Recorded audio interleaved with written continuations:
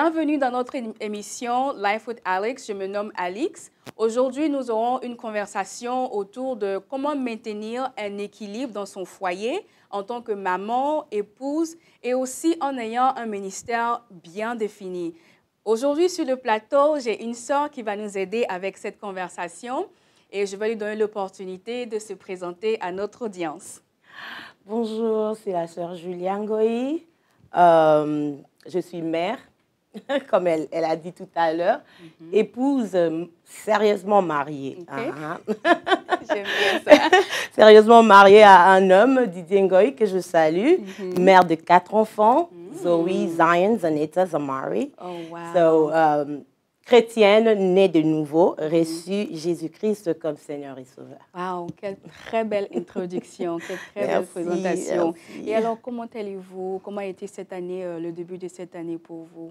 Ah, ça va. Par la grâce de Dieu, en tout cas, tout va bien. On avance. On ne se plaint pas. Okay, des résolutions pour cette année 2022? Ah oui. Hein. Quelque chose que vous pouvez partager, bien sûr. Oui. Cette année, en tout cas, on a des événements que nous sommes en train de préparer et I am very, very excited about it. Okay. Il y a, donc, dans quelques mois ici, on aura notre soirée d'adoration, Night of Worship, so, notre soirée d'adoration. Et nous sommes dans la joie parce que on ne va pas seulement mettre ensemble les chrétiens, mais nous sommes après les âmes perdues. Donc, nous allons gagner les âmes. Amen. Nous allons vraiment nous concentrer cette année, disons la fin de ce mois et le mois prochain, à gagner les âmes. Amen, amen. Yeah, donc, c'est ça notre goal. Amen. Et cela sous-entend que il y a longtemps que vous êtes dans le ministère, que vous servez le Seigneur. Et on aimerait savoir, étant maman et épouse et en ayant un ministère vraiment bien défini, comment est-ce que tu arrives, selon toi, ton expérience, comment est-ce que tu arrives à pouvoir te rassurer qu'il y a vraiment, qu'il y ait l'équilibre dans ton foyer aussi, comment je peux dire ça, s'occuper de votre mari, les enfants. Yeah. Comment est-ce que tu arrives à le faire? Ouf! Ce n'est pas facile. Je suppose. Mais avec l'aide du Saint-Esprit, bien sûr, on arrive à le faire. Moi, je dirais que l'organisation, il faut bien s'organiser. Moi, d'abord, j'ai un schedule là bizarre. Donc, moi, ma journée commence à minuit.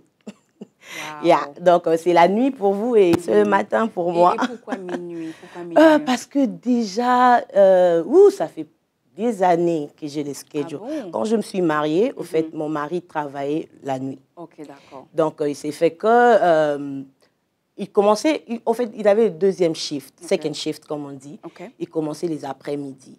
Donc, on va dormir presque le matin. Après, il se réveille, il se prépare pour... Et j'ai gardé ça. Je ne dors pas avant minuit, en tout cas. Oh, wow. J'attends minuit, je fais ma prière et puis la journée commence pour moi. Wow. Mais ce n'est pas facile, comme je dis. Mais si vous avez un programme établi, là, vous saurez faire les choses convenablement. Parce que souvent, quand on n'a pas un programme établi, c'est là que vous allez vous rendre compte qu'à la fin de la journée, vous n'avez pas fait ce que vous deviez faire la journée.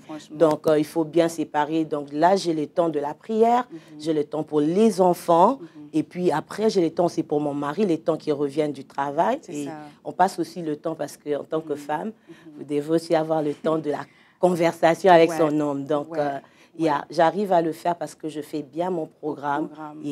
J'ai le temps pour les enfants, le mari, et pour moi-même, pour les ministères aussi.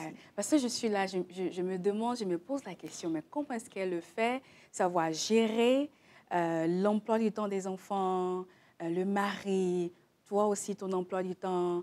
Et là, tu es en train de nous dire qu'il faut avoir un programme bien établi pour pouvoir gérer son foyer, pouvoir gérer sa vie et aussi avoir du temps pour les enfants, avoir du temps pour votre mari et tout ça. Maintenant, la chose que j'aimerais savoir, c'est est-ce que tu as reçu une formation? Est-ce que tu as eu à recevoir peut-être de ta maman ou bien des tantes, peut-être quelqu'un qui t'a aidé à te préparer avant de rentrer dans le mariage et avoir les enfants. Et maintenant, savoir gérer toi-même ton propre foyer? Ah, waouh, ça c'est une bonne question. Au fait, moi, je suis née et grandie dans la maison des dieux. Mon papa, c'est un apôtre, donc j'ai vu ma maman le faire. Elle prenait soin de son mari, qui est notre papa. Ouais. Et nous, les enfants, on est à 8. Et après, le ministère aussi, parce qu'elle chante aussi à l'église. Donc, j'ai vu ma maman le faire et j'ai grandi à l'église. Donc, ça m'a aussi aidé quand j'ai commencé, parce que j'ai décidé de faire ma carrière ici. Au pays, je chantais seulement à l'église, mais j'ai décidé que ça soit vraiment ma carrière ici. Donc, vu que j'étais déjà dans l'environnement de tout ça là, voir ma maman le faire, ça m'a beaucoup aidé. Elle a été vraiment un exemple pour toi de pouvoir aujourd'hui mener ton foyer, gérer ton foyer, savoir prendre soin des enfants, et aussi savoir prendre soin de votre mari et tout ça. Et je pense que c'est quelque chose vraiment de très, très, très important et c'est une très bonne chose. Et en tant que mère et épouse, comment se passent tes journées? Comment se passe une journée typique pour toi? Oh, waouh! Comme j'ai dit tout à l'heure, j'ai un schedule bizarre. Donc, à minuit, là, je prends le temps pour prier. Et aussi, ça me donne... Tout est calme.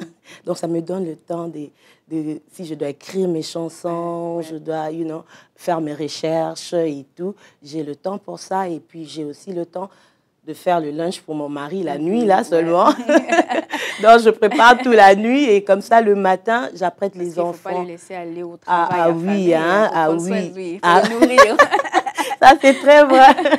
Ça, c'est très vrai. Donc, je prends soin de mon mari, je fais ça. Et puis, là, je m'en vais dormir. Je parle trop aussi avec ma famille au Congo parce que, vu le schedule et tout, Et en parlant, sans pour autant t'interrompre, en parlant de la famille au pays, comment est-ce que tu arrives aussi à établir des barrières, à ne pas laisser ta famille aussi, peut-être s'impliquer à un niveau qui n'est pas vraiment dans le mariage, équilibré pour ton foyer et tout ça?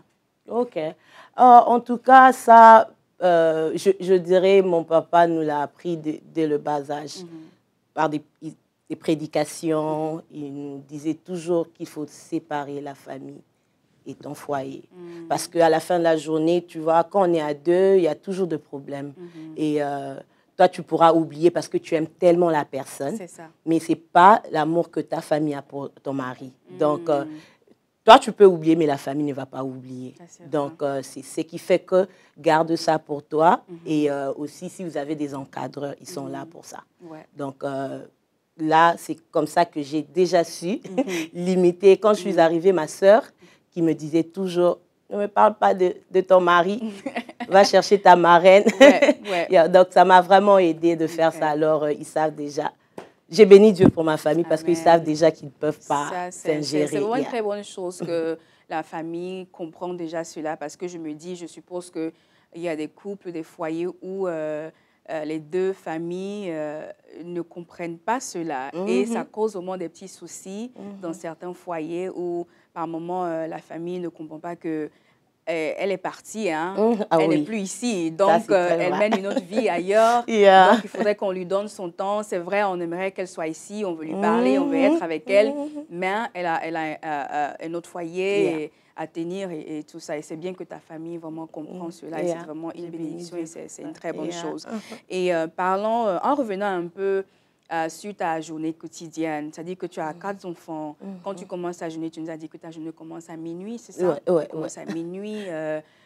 Comment tu déposes les enfants à l'école, tu pars les chercher après. Comment est-ce que tu fais ça jusqu'à finir, jusqu'à arriver à la fin de ta journée? OK, c'est que je fais, là, quand je dépose les enfants, je rentre me reposer.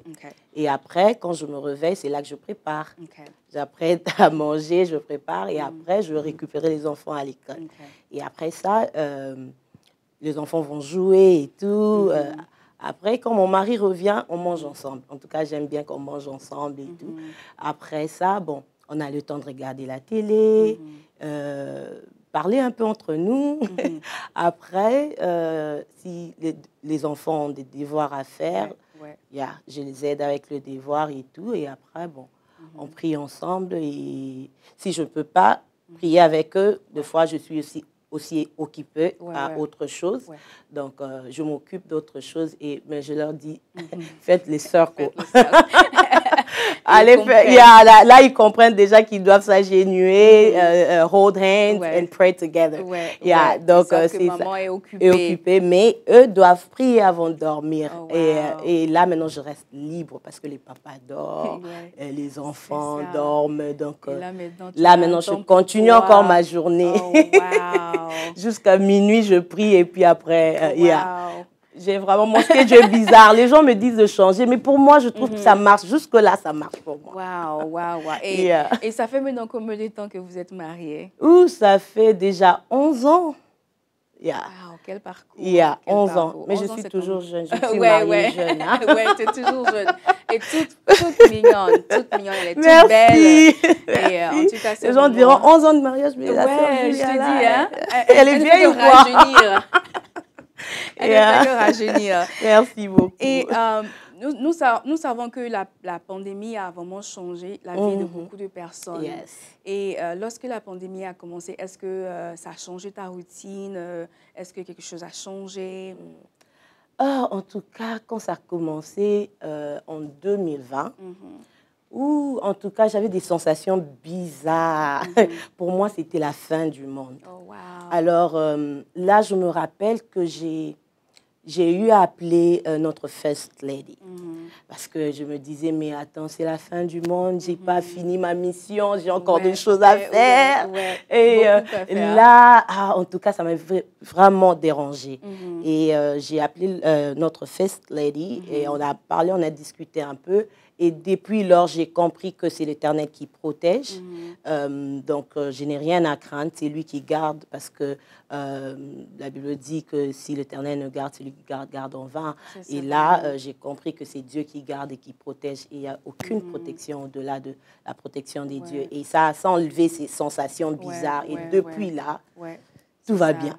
En tout cas, ça ne m'a pas affecté émotionnellement. Dieu merci, Dieu merci. Et maintenant, en dehors des sensations que tu as senties pendant les débuts de la pandémie, et est-ce que la routine à la maison avec ta famille, avec les enfants, est-ce qu'il y a eu un changement et comment est-ce que tu es arrivé à pouvoir gérer cela? Puisqu'il n'y avait vraiment pratiquement pas grand-chose à faire en dehors de la maison. Il y a beaucoup de business qui étaient fermés. On ne pouvait pratiquement pas aller quelque part. Et comment est-ce que tu es arrivé à pouvoir gérer tout cela? Moi, je dirais que j'ai béni d'abord Dieu parce que je ne travaille pas. Donc ça, c'est déjà ma vie de tous les jours. Je suis à la maison, je n'aime pas trop sortir anyway. Pour moi, c'était normal parce que c'est ma vie. Rien n'avait changé. Il y a peut-être pour mon mari, ça a changé parce qu'il n'allait pas au travail et tout. Mais pour moi, rien n'avait vraiment changé. À part aller à l'église, servir Dieu. Ça, c'est ma vie aussi de tous les jours. Mais en tout cas, ça ne m'avait pas affecté. En tout cas, on bénit vraiment le Seigneur parce que ça n'a vraiment pas été facile pour beaucoup de personnes de pouvoir traverser cette saison. Et on reconnaît que la pandémie, nous sommes toujours encore dans les moments de la pandémie. Et c'est seulement le Seigneur qui nous garde. Et nous savons que tu es dans le ministère, tu sers le Seigneur et tu es chantre. Et c'est quoi la vision de ton ministère? Une bonne question. D'abord, pour commencer, le nom de mon ministère est More About Jesus. Donc, connaître Christ en profondeur. Donc, et seulement pas en profondeur, mais aussi connaître les caractères de Christ. Comment est-ce qu'il dealait avec les gens tout autour de lui. Et c'est ça notre vision, de montrer l'amour que Christ avait pour son peuple. Et là, et je crois bien que quand nous montrons l'amour, c'est là que les gens viennent vers Christ, au lieu de juger, parce que Christ ne jugeait pas, il montrait l'amour. Donc nous sommes là pour démontrer l'amour de Christ aux autres, et on croit aussi fermement qu'à travers cet amour, les gens viendront en Christ. Amen, amen, amen. En tout cas, ça, c'est vraiment une très, très bonne chose. Et Et présentement, je sais que quand nous avons commencé, tu as parlé d'un projet sur lequel tu es en train de travailler. Est-ce que tu as déjà quelque chose qui est sur le marché, que tu aimerais en parler? J'ai la chanson Mingi Mingi, qui est déjà sur YouTube, les plateformes musicales. C'est une chanson que je crois que ça bénit plusieurs parce que là, on parle de Jésus-Christ, le centre de notre vie. Ouais. Donc, parce que des fois, on a des rapports des médecins et tout, des gens tout autour de nous qui disent le contraire de la parole de Dieu. Ouais. Alors, nous devons nécessairement mettre Christ au centre de notre vie. Parce que c'est lui-même l'héritage que nous pouvons laisser aux enfants. Moi, je suis ici, je n'ai pas ma famille avec moi, mais mon père et ma mère nous ont donné Jésus-Christ comme héritage. Et là, il m'aide, j'arrive à m'en sortir des situations compliquées et difficiles. En tout cas, Mingi Mingi est déjà là et je crois que ça bénit le peuple des dieux. Okay. Et les gens peuvent trouver ça sur YouTube? Sur YouTube, sur Instagram, je suis sur Facebook. Okay. Yeah. Ils peuvent trouver ça pratiquement sur toutes les plateformes, les réseaux sociaux. Okay. Nous aurons les informations soit sur l'écran pour tous ceux-là qui aimeraient vraiment rentrer en contact avec elle et pouvoir savoir ce qu'elle a sur le marché. Et maintenant, ce que j'aimerais savoir, c'est est-ce que tu as un message, c'est-à-dire que si tu aimerais que quelqu'un qui est en train de suivre cette émission, un message que tu aimerais passer à cette personne et tu crois que ce message-là pourrait vraiment les bénir. Peut-être que ça peut être en un mot, ça peut être une phrase, deux phrases ou en quelques secondes. En tout cas, moi, je veux vraiment encourager d'abord tous ceux-là qui nous regardent à pouvoir nous joindre pour ce grand projet que nous avons. J'ai toujours dit que, étant mère, je sais la douleur de l'enfantement. Et Christ a souffert pour nous. Étant mère, si tu accouches et on prend ton enfant, on l'emmène dans une autre famille et l'enfant grandit sans pourtant te connaître, ça fait trop mal. Mais Christ a souffert à la croix pour nous. Donc, nous sommes là pour vous encourager à développer cette relation personnelle avec Jésus-Christ. Donc, nous, notre devoir est d'aller après les âmes perdues. Si vous voulez faire comme nous, vous pouvez venir. Comme ça, on va démontrer au monde l'amour de Jésus-Christ. Et là, je crois que ça va bénir plusieurs. Et nous parlons notre événement pour le mois d'avril, le 9 avril. Je crois que là, nous viendrons pour célébrer, hein? Parce que nous avons dit que la fin de ce mois, nous allons dédier la fin de ce mois à l'évangélisation et aussi le mois prochain à l'évangélisation. Et maintenant, le 9 avril, nous allons célébrer. Et on a nommé la soirée « We all belong to Jesus ». Donc, nous appartenons tous à Jésus-Christ. Arrêtez de vous limiter. Nous sommes de Christ. Eux, ils sont de... Non. Christ est mort pour tout le monde. Donc, vous appartenez à Jésus-Christ. No matter what, les situations que vous traversez, mettez ça dans votre cœur. Que Christ a payé le prix pour vous. Donc, c'est ça le travail que nous allons faire. We all belong to Jesus. Wow. Quel bel événement. Quel bel événement. En tout cas, est-ce que tu penses que tu peux nous bénir un peu avec ta voix, faire une petite chanson? Est-ce que c'est possible? OK, déjà là, nous sommes en train de préparer une chanson qui s'appelle « Essed ». Donc, la bonté. Je voulais dire « Essed à Hachem ». Mais on a dit que ça sera trop long et tout trop compliqué, oui. Alors, on a dit « Essed » qui veut dire la bonté de l'Éternel. Donc, la bonté tout court. C'est qu'on se prépare au fait, les seigneurs nous aident à mettre ça ensemble. Je vais essayer de bénir. OK. Here I am to celebrate you, Lord. To praise your holy name, Baba, to lift your name on high. Game changer, way maker is your name. Baba, you're so good, oh. Baba, Lord, I pray. Oh, yeah, yelele, yelele, yelele, yelele, yelele, nalinga kayo, mokolo ya pema yesu nalinga kayo, Mokolo ya pima Yesu inalingaka yo. Oh, wow, quelle très belle voix. En tout cas, Gloire merci beaucoup, merci beaucoup. Merci à vous. De nous avoir bénis avec cette très belle voix et merci beaucoup d'être venu sur notre plateau aujourd'hui. Et nous voulons vous dire merci beaucoup de nous avoir suivis. En tout cas, ça a été vraiment une bénédiction d'avoir la sœur Julia ici avec nous et nous aider avec cette conversation. Alors, nous vous invitons à rester connectés à cette émission et nous aurons toutes les informations sur l'écran. Et comme ça, pour ceux-là qui aimeraient vraiment rentrer en contact avec elle, vous aurez vraiment un moyen de pouvoir le faire. En tout cas, merci beaucoup et à la prochaine.